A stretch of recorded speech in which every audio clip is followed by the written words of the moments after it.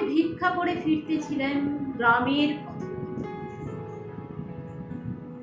তুমি তখন চলেছিলে তোমার স্বর্ণপথে। অপূর্ব এক স্বপ্ন সম লাগতেছিল চোখে মন।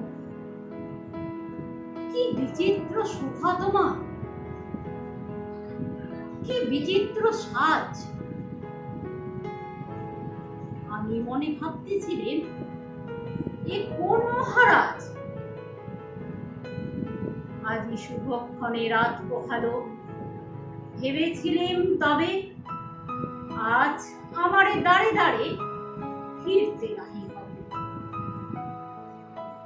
বাহির হতে নাহি হতে কাহার দেখা পেলেম পথে।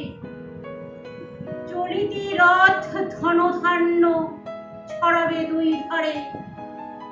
মুঠা মুঠা কুড়িয়ে নেব ভারে ভারে। দেখি সহসা রথ থেমে গেল আমার কাছে এসে। আমার মুখপানে চেয়ে নামলে তুমি হেসে।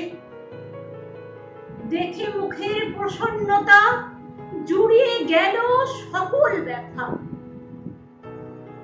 হেন কালে কিসের লাগি তুমি আকস্মাৎ আমায় কিছু দাও গো বলে বাড়িয়ে দিলে হাত। মরি একই কথা রাজাধিরাজ, আমায় দাও গো কিছু। শুনে ক্ষণকালের তরে রইনু মাথা নিচু। তোমার কি বা অভাব আছে ভিখারি ভিক্ষুকের কাছে? এ কেবল কৌতুকের বশে আমায় প্রবঞ্চনা। ঝুলি হতে দিলেন তুলে একটি ছোট কণা। যবে পাত্রখানি ঘরের এই উজাড় করি, একই ভিক্ষা মাঝে একটি ছোট সোনার কণা দেখি।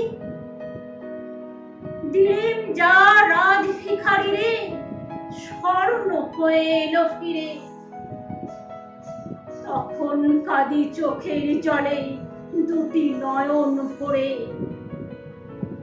তোমায় কেন দিইনি আমার সকল শূন্য করে। নমস্কার।